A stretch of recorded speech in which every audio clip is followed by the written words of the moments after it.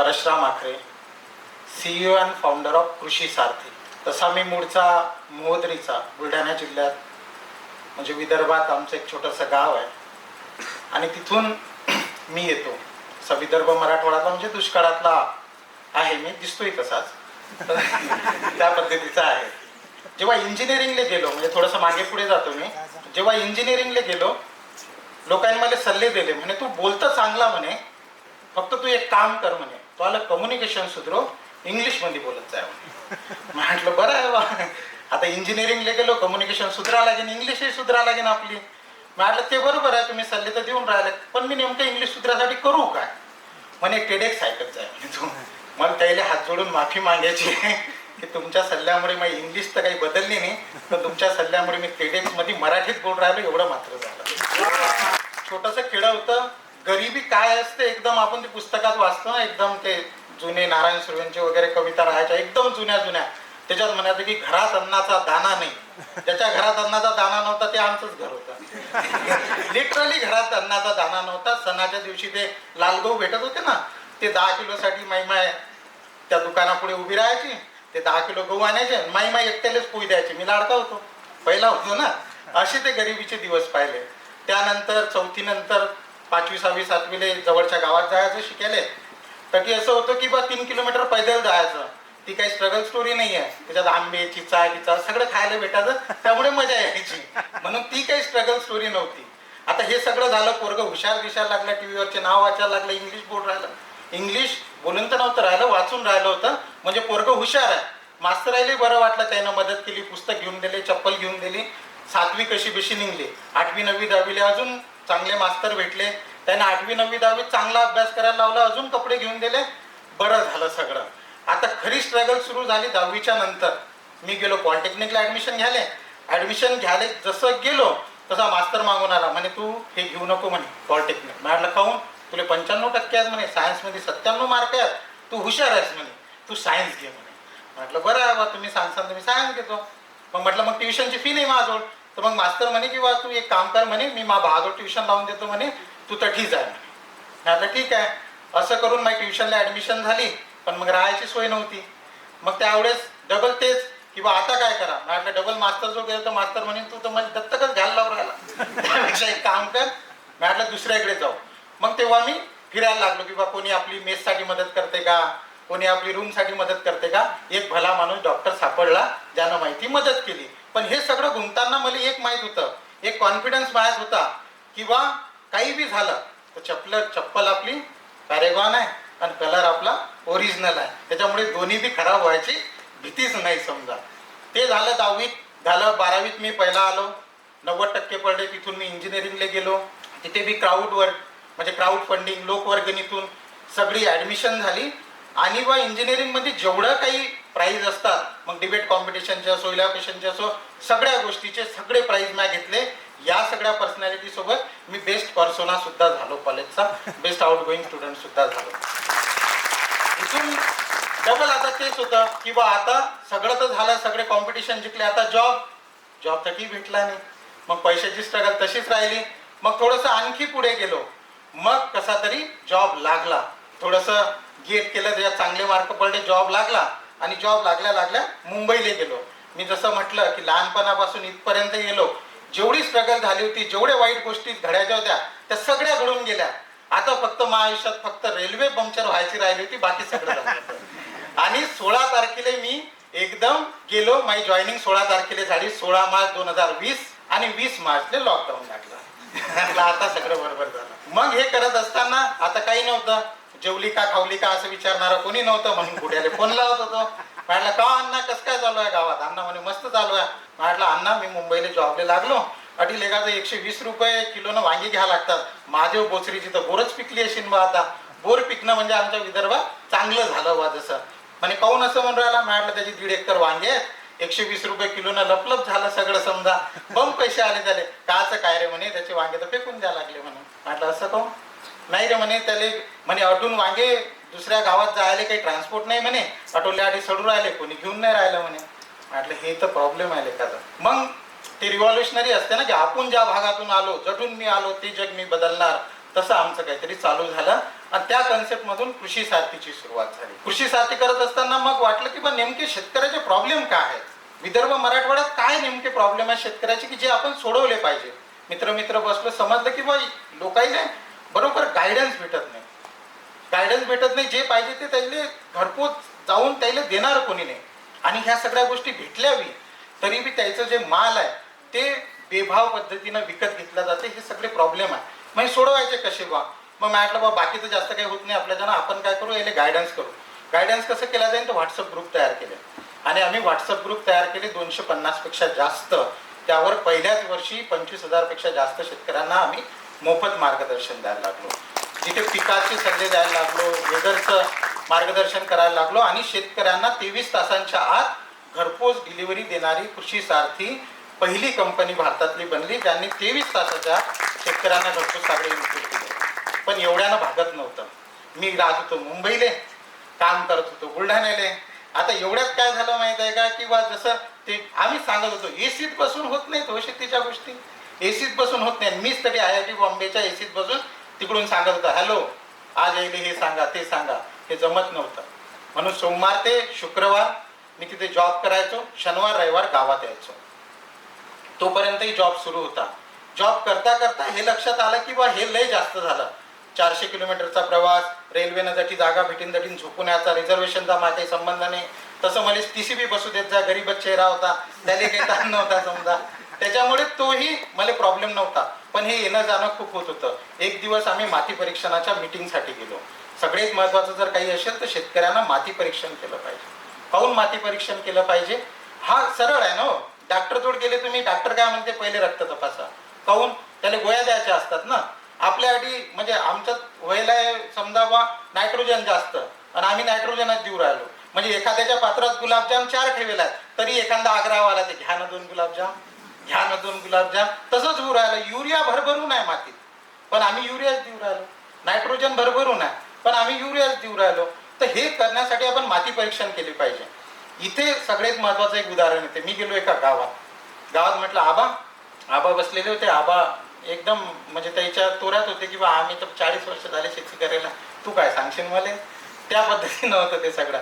मी गेलो आबाजवळ, म्हटलं आबा आम्ही माती परीक्षण करायला आलो राजू. मग म्हणे माती परीक्षण करा, ते बरोबर आहे म्हणे, काय करणार आहे म्हणे तू. म्हटलं असं करणार आहे, हे असं आहे आणि यातनं तुमची मातीची पोत सुधारणार आहे, जे पाहिजे तेच देणार आहे, तुमचा खर्च वाचणार आहे, तुमचा नफा वाढणार आहे. तो म्हणे इकडे ये. म्हटलं काय, म्हणे इकडे ये, अठी बस म्हणे. हे पाय म्हणे बापू तुझ्यासारखे रोज येतात म्हणे, मला ज्ञान सांगतात म्हणे आणि आमचं काही बदलत नाही म्हणे. तुझ्यासारख्यानं लय माती भरून नेली म्हणे आणि ती काही आणून दिली नाही म्हणे. त्याच्यामुळे म्हणे तू कसा आहे म्हणे, कंपनीचा माणूस आहे, तुले पेट्रोलले पैसे भेटतात, जेवायला पैसे भेटते म्हणे आणि 15-20 दिवसांत बसायला बी पैसे भेटते म्हणे. त्याच्यामुळे तू काय सांगायचं असेल सांग, फोटो काढायचा असेल काढ आणि इथून चालला जा. म्हटलं हे एवढ्यानं जमणार नाही. आबाचा जो काही या सिस्टीमवरचा भरोसा आहे तो उठलाय, जो आलाय तो फसून गेलाय, जो येऊ राहिला तो कमावून जाऊ राहिला. त्याच्यामुळे जर शेतकऱ्यासाठी जर कुठली गोष्ट करायची असेल तर त्याईले सगळ्यात पहिले भरोसा द्यावा लागेल. त्याचा लय हे हार्ट ब्रेक झाला आहे हो, जो इथे त्याचा हार्ट ब्रेक करून जाते.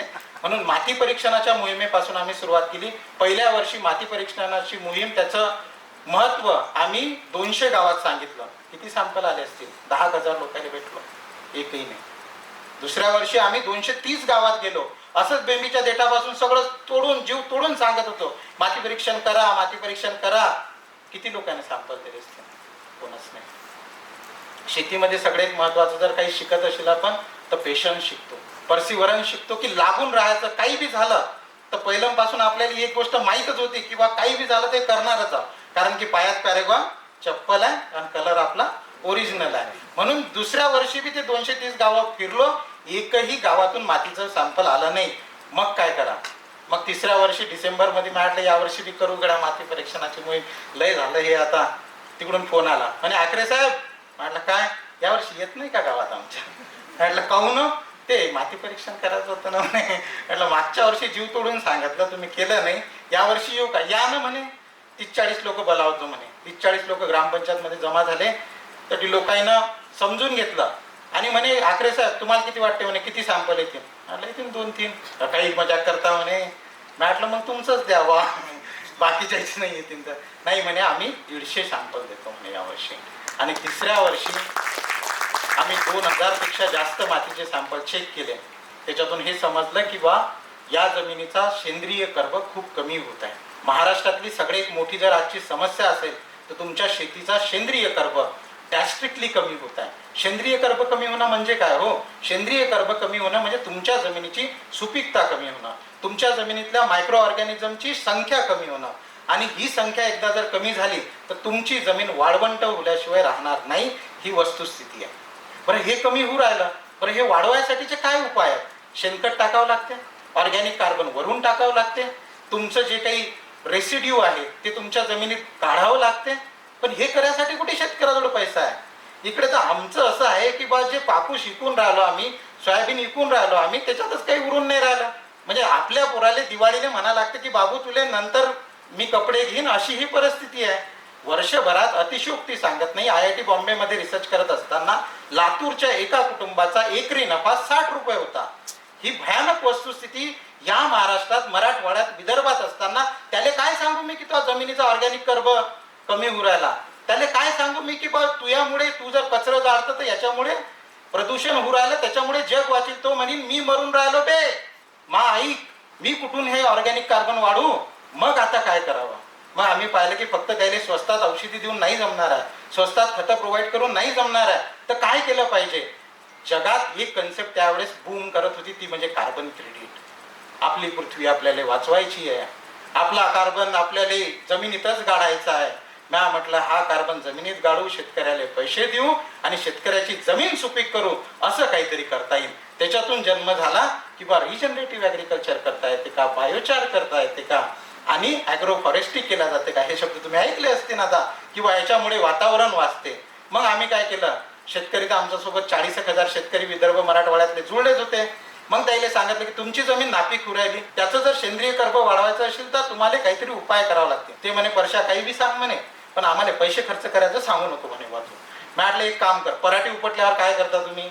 काही नाही म्हणे, पराठी उपटतो, जमा करतो, जाळून देतो म्हणे. म्हटलं त्यानं काय होते? काही नाही म्हणे, राख होते, वावर साफ होते म्हणे. मग म्हटलं की तू एक काम करू शकतं का, जी पराठी जमा झाली ती आम्ही उचलून नेतो, ती उचलून नेऊन एका भांड्यात, पायरोलिसिस मेथड म्हणतात त्याला, एका भांड्यात आम्ही जाळतो, त्याला कोणटिक्की म्हणतात, किंवा इंडस्ट्रीयल मध्ये जाळतो म्हटलं, त्याच्यातून बायोचार तयार होते म्हटलं. मग म्हणे बायोचार काय आहे? म्हटलं कोळसा. बायोचार म्हणजे बायोलॉजिकल चारकोल, म्हणजे कोळसाच आहे म्हटलं तो. तर तो कोळसा जर तुनं बनवला, मग म्हणे ते पराठी उचलायचे पैसे, म्हटलं ते नाही घेत. मग म्हणे तो कोळसा तयार झाला, तो नेऊन इकशील म्हणे तू, म्हटलं तो बी नाही इकत. मग म्हणे काय करतं? म्हणे तुला फुकट देतो. मग म्हणे यार तू कचरा बी तूच उचलू राहिला, कोळसा बी तूच बनवू राहिला, आणि त्याच्यानंतर तो बायोचार आम्हाला फुकट बी देऊ राहिला म्हणे. पक्का मॅड झाला म्हणे तू. म्हटलं नाही बा. हे सगळं करत असताना मला हे समजत होतं की आता मुंबईतून तर कचरा नाही जाळू शकणार मी, मग मला जॉब सोडा लागेल. लेकराईनं लय चांगला एक टॉपिक घेतला, अगेन जपलो. म्या म्हटलं आता मी जॉब सोडतो. सगळ्यात पहिले तनकन कुदी मारणारं कोण असते? मायबापच. पागल झाला का, मंत्रालयात आहे, जॉब सोडून राहिला, मॅळ झाला का? म्या म्हटलं ते नाही. बरं त्यातल्या त्यात म्हणजे मी अजून एक संकट ओढवून घेतलं होतं, लग्न बी केलं होतं. मग माझ्या सासरचे बी लोक होते, मॅळ झाले का जवाई बा, मुंबईतली नोकरी सोडली, तिकडे बॉम्ब दिल तर तुम्हाला, ते बी झालं. म्या म्हटलं काही बी असो, बायकोला विचारलं, ती महालक्ष्मी निघली बिचारे, तिनं म्हटलं सोड जॉब. तिच्या कृपेनं जॉब सोडला, कोळसा बनवायला लागलो, म्हणजे बायोचार बनवायला लागलो. आज आम्ही बायोचार इतका बनवतो, म्हणजे जवळजवळ 200 टन बायोचार रोजचा बनवतो. भारतातली सगळ्यात मोठी बायोचार बनवणारी कंपनी कृषी सारथी आहे. सगळं आम्ही जे आहे ते शेतकऱ्यांना फ्री ऑफ कॉस्ट त्यांचा ऑर्गॅनिक कार्बन वाढावा म्हणून करतो. या सोबत म्हणजे साधी गोष्ट आहे ना की एक पोरगा जो मोदरी सारख्या खेड्यातून आले की जटी मेथीची भाजी इकायला बी लोक म्हणजे मागे पुढे पाहतात. मेथीची भाजी एखाद्या म्हणलं देणं 2 जुड्या काय फरक पडते, तर फुकट देणारे लोक आज बिझनेस करून राहिला. त्याच्यातला पोरगा हे खरं अगेन्स्ट द फ्लो आहे. जॉब सोडणं, IIT मंत्रालयासारख्या इन्स्टिट्यूटले सोडणं म्हणजे त्या रेप्युटेडच आहेत, त्याचं महानता खूपच आहे. पण आपल्या लोकांसाठी काहीतरी सोडणं ही पण एक गोष्ट करता आली, याच्यासाठी मी म्हणजे स्वतःला धन्य मानतो. पण आता फक्त एवढ्यानं जमणार नाही. आम्ही रिजनरेटिव्ह ॲग्रिकल्चर रेसिड्यू इन्कॉर्पोरेशन करत आहे. ढेंच्या जे काही ग्रीन मॅन्युअर आहे त्यांचे आम्ही प्रोजेक्ट 5,000 एकरावरती इम्प्लिमेंट करत आहे. टाटा ट्रस्ट सोबत, रिलायन्स सोबत, वराह सोबत, किंवा अनेक मोठ्या ज्या जगातल्या मोठ्या कंपन्या आहेत त्याच्यासोबत जमलं तिथे मराठी, जमलं तिथे हिंदी, आणि कधी कधी टेडेक्सच्या कृपेनं जी काही इंग्लिश शिकलो ती इंग्लिश बोलून हे सगळे क्लायंट जमा करत आहे. ज्या पुराची इंटरमिजिएटची परीक्षा 20 रुपये भाड्याला नाहीत म्हणून हुकली होती, त्याचा रेव्हेन्यू आज 20 करोड आहे. ही सगळी कृपा आहे. पण इथे हा प्रवास संपणारा नाही आहे.